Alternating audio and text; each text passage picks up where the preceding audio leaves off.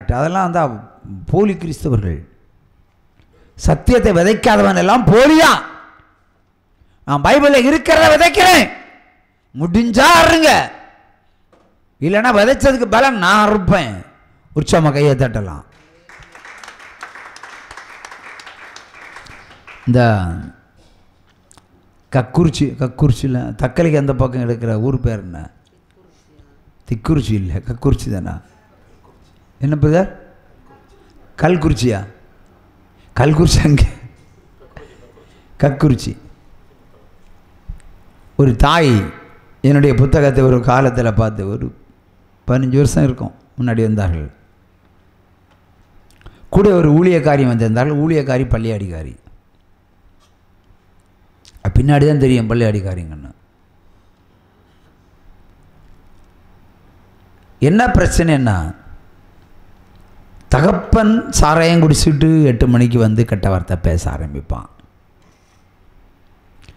மூத்தமவன் வேலையை முடிச்சுட்டு அவனும் ஒரு பாட்டிலும் 2 பாட்டிலோடு வருவான், ஒன்று அடிச்சுட்டு வருவான்.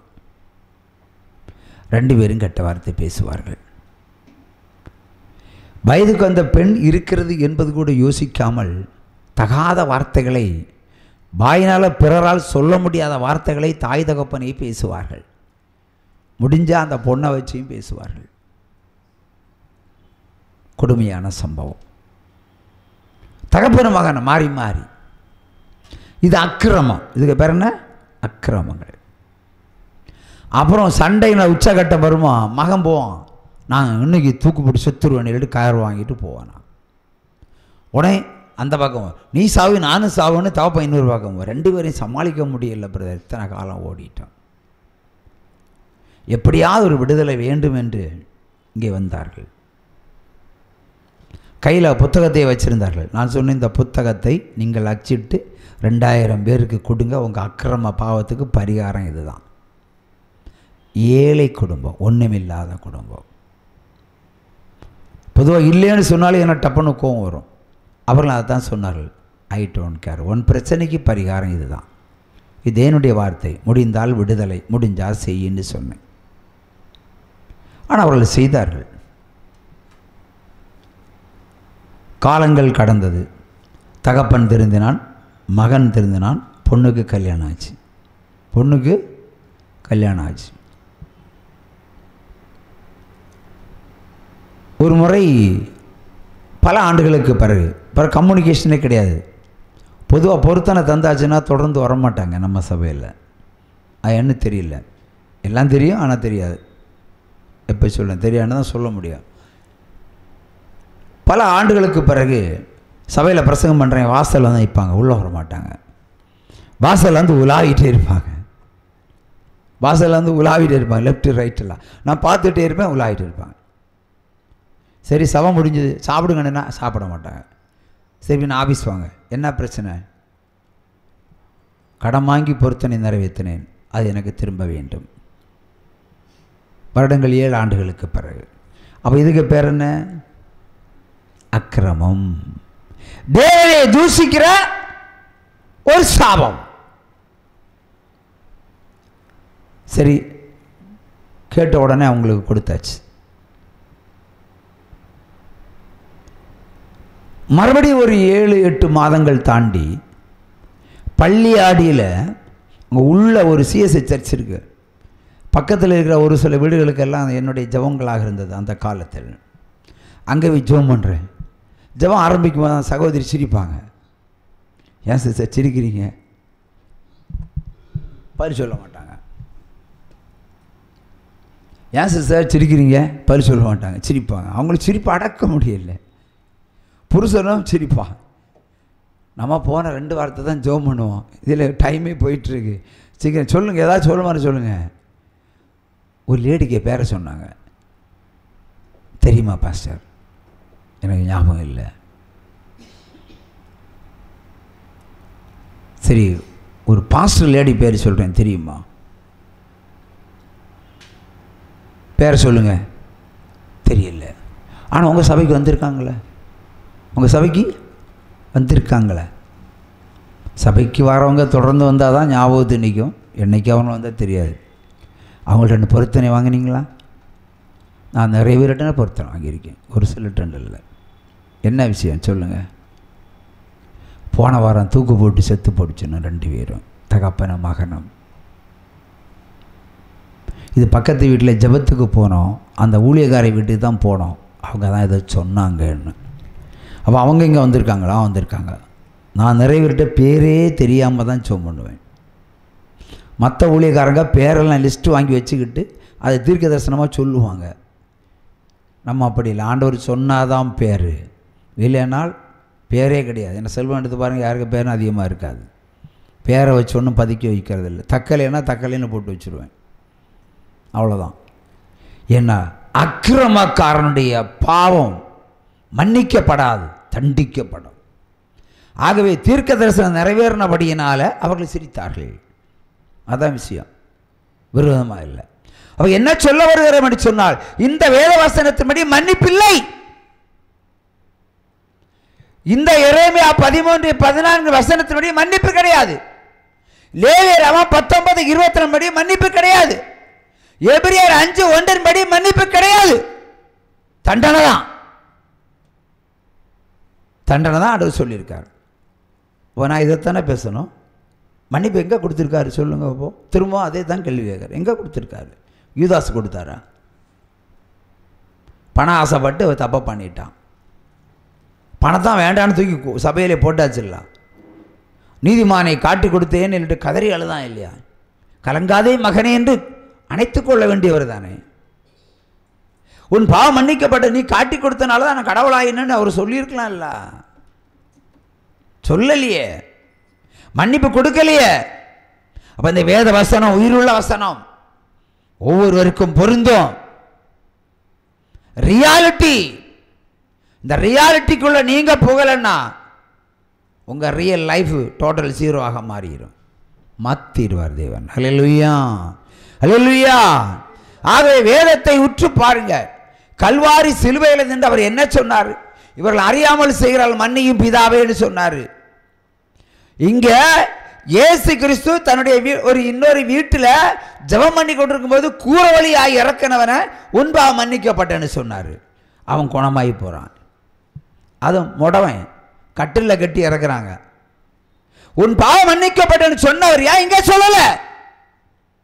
சிலுவையில் நின்று உன் பாவம் மன்னிக்கப்பட்டேன்னு சொன்னாரா? ரெக்கமெண்ட் பண்ணாரு பிதாவுக்கு. பிதாவுக்கு தான் மன்னிக்கும் அதிகாரம் இல்லையே. இயேசு சொன்னபடி மேலே வானத்திலும் கீழே பூமியிலும் சகல அதிகாரங்களும் பிதாவால் எனக்கு கொடுக்கப்பட்டிருக்காரு சொல்லி இருக்கிறார்களா? நானே வழி, நானே சத்தியம், நானே ஜீவன் சொல்லி இருக்காரு. அப்புறம் பிதா எப்படி மன்னிப்பாரு? உங்க அறிவெல்லாம் எங்க போச்சு? அவர் ஒரு ஃபைலை மேலே அனுப்புனார். ஏன்னா அவர் சிலுவையில் நிற்கிறார். ஏன் நிற்கிறார்னா அங்கே கடவுளாக நிற்கல, அவர் மனுஷனாக நிற்கிறார். கடவுளாக கையில் ரத்தம்னு வராது. ரெக்கமெண்ட் பண்ணார், அவ்வளோதான். பேசிய மன்னிச்சாரா? ஊரூரா விரட்டி, ஊரூரா துரத்தி, கிராமம் கிராமமாக கல்லால் அடித்து அதுக்கப்புறம் பக்கத்தில் கொண்டு விட்டாங்க. அப்புறம் சொன்னார் இனி செய்யாதுன்னு சொன்னார். உன் பாவம் மன்னிக்கப்பட்டேன்னு சொன்னாரா? ஏன் முடவனை வீட்டிற்குள்ளே இறக்கின பொழுது உன் பாவம் மன்னிக்கப்பட்டேன்னு சொன்ன இயேசு கிறிஸ்து ஏன் இவனுடைய பாவத்திற்கு மட்டும் மன்னிப்பு இல்லை? செய்யாதுன்னு சொன்னார், அறிவுரை சொன்னார். ஆகவே நம்ம செய்த பாவத்துக்கு அந்த விபச்சாரிக்கும் உள்ள வித்தியாசங்கள் நிறைய உண்டு. அன்றைக்கு காசுக்காக விபச்சாரம் பண்ணியிருக்கலாம், அது அக்காலம். இன்னைக்கு அப்படி இல்லை, பொழுதுபோக்குக்காக விபச்சாரம். தன்னுடைய இச்சை ரோகம் நீங்கிறதுக்கு விபச்சாரம். ஆசாபாசங்களுக்காக, சந்தோஷத்துக்காக, அற்ப சந்தோஷங்களை விபச்சாரம் பண்றோம். பாவமா தெரியல இதெல்லாம் அவங்களுக்கு. செய்கிற ஒவ்வொரு பாவத்திற்கும் ஆண்டவர் கணக்கு கேட்பார். ஜீவ புஸ்தகம் இருக்கா இல்லையா? அவர் எழுதி வச்சு நிறைஞ்சு தூக்கி குப்பையில் போட்டாச்சு புத்தகத்தை. இனி கிழிச்சு போட்டுருவேன்னு எத்தனையோடைய பாவம் கணக்கு எழுத முடியும்? பாவத்தை குறையுன்னு பார்த்தா பாவம் பெருகுது. எவ்வளவு ஆமோஸ் சொல்லுவான், எவ்வளவுக்கு எவ்வளவு படித்தாலும் அவ்வளவுக்கு பாவம் பெருகியது. 25 வருஷத்துக்கு முன்னாடி ஒழுங்கா ட்ரெஸ் போட்டோம், 25 ட்ரெஸ் பிறகு ட்ரெஸ்ஸை பாதி ஆக்கிட்டோம், கால்பாகம் ஆக்கிட்டோம், முக்கால் ஆக்கிட்டோம்.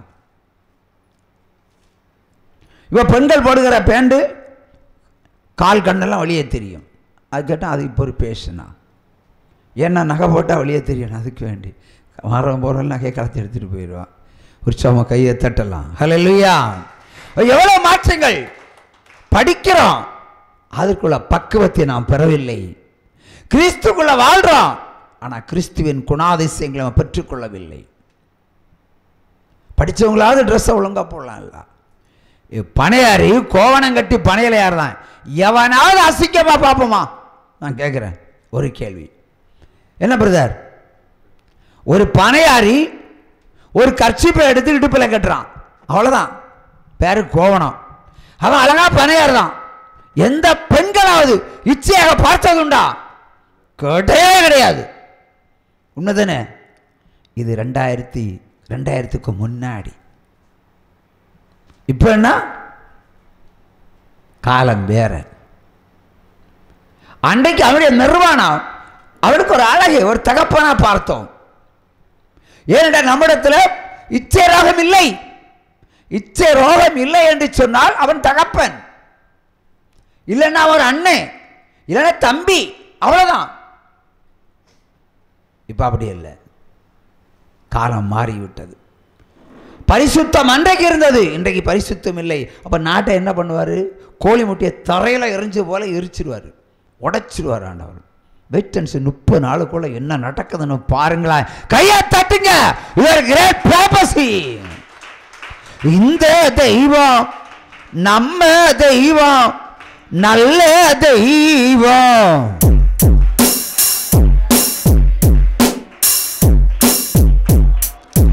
இந்த தெய்வம் நம்ம தெய்வம், நல்ல தெய்வம்.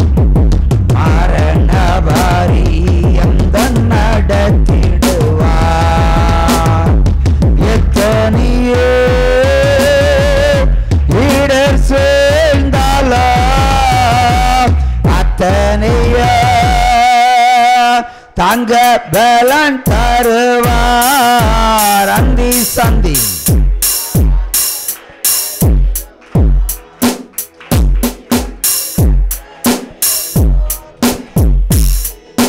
Hallelujah, hallelujah, hallelujah.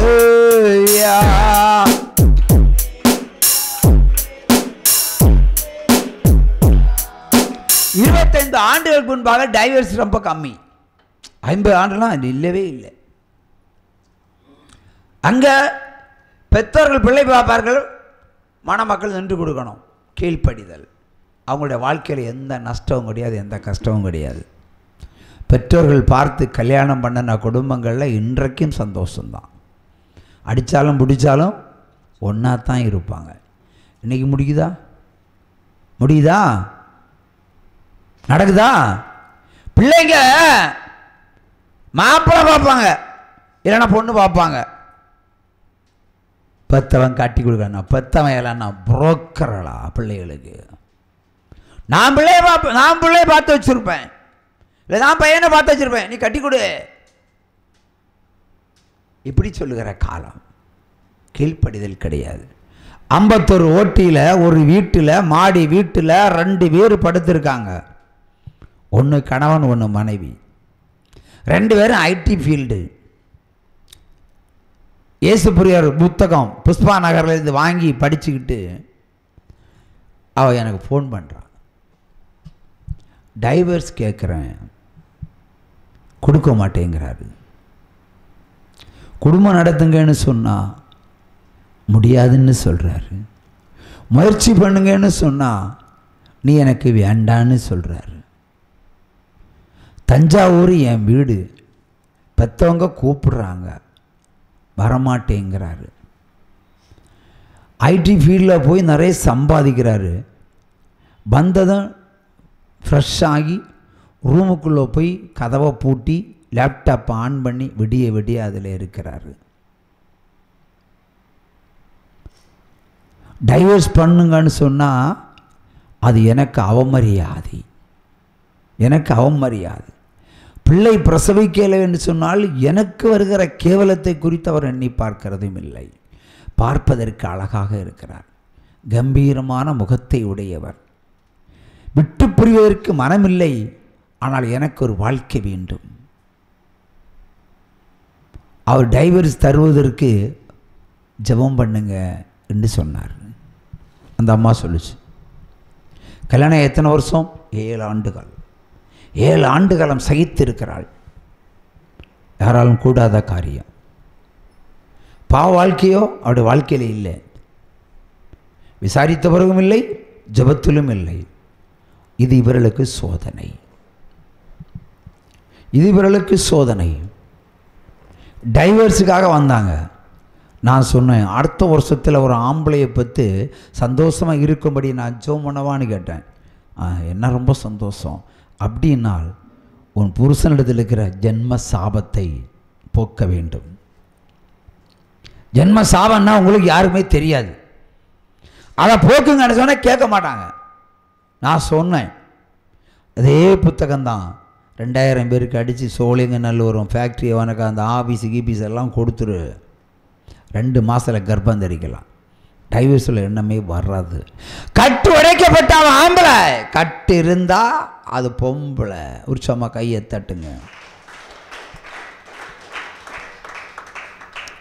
தேவனுடைய வார்த்தையின் படி அவர் கீழ்ப்படிந்தபடி நம்முடைய வாழ்க்கையை அலங்காரமாக மாற்றினார். உற்சமா கையை தட்டி, பாலைவனமாய் இருந்த எங்களை சோலைவனமாய் மாற்றினீரையா,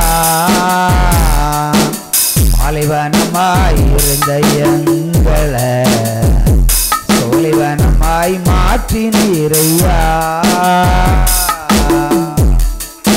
அருந்த கொடியை போல் இருந்தோமே